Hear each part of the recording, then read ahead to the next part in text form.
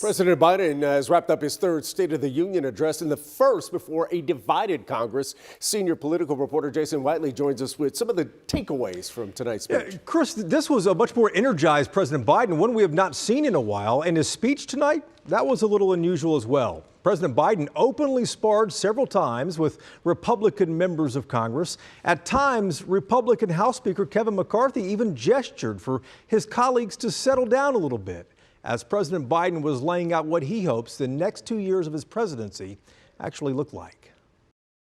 Mr. Speaker, the President of the United States. This uniquely American political ritual began with a sign of respect. First thing President Biden did was congratulate Republican House Speaker Kevin McCarthy, a moment that earned a standing ovation. Speaker, I don't want to ruin your reputation, but I look forward to working with you. President Biden took several victory laps in the opening minutes. Perhaps the greatest one for his presidency so far is job growth. I stand here tonight after we've created, with the help of many people in this room, 12 million new jobs. More jobs created in 2 years than any president's created in 4 years. The president also praised bipartisanship, a reality of Washington that doesn't often earn many headlines. And in fact, I signed over 300 bipartisan pieces of legislation since becoming president.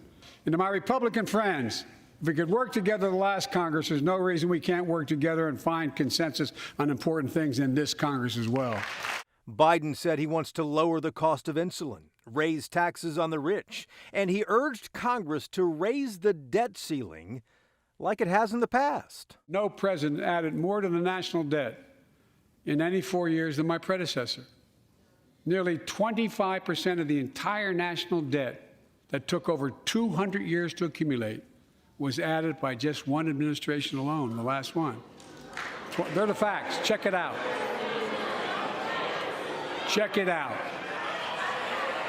How did Congress respond to that debt?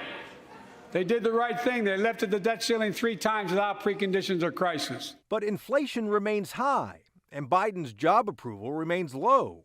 More than 52% of Americans dislike the job the president is doing right now.